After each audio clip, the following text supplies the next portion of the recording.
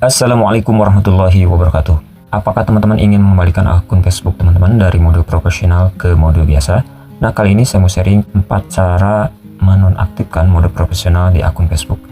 Cara pertama, kita buka aplikasi Facebooknya, lalu pilih menu profil di sini, lalu ketuk titik 3 yang di sini, lalu pilih nonaktifkan mode profesional yang ini. Nah, untuk cara kedua, kita buka profil lewat sini, lalu pilih saja titik 3 sama seperti cara pertama, lalu nonaktifkan mode profesional. Nah, untuk cara ketiga, kita buka saja bagian video reels, lalu pilih gambar ikon profil di sini, dan kita buka profil Anda.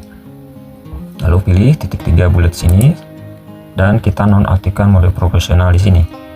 Nah, untuk cara keempat, kita buka aplikasi Google Chrome, lalu cari saja, buka situs Facebook, cari facebook.com, lalu teman-teman login, dan setelah login buka profilnya seperti di cara 1 kedua, buka titik 3 di sini dan nonaktifkan mode profesionalnya seperti ini.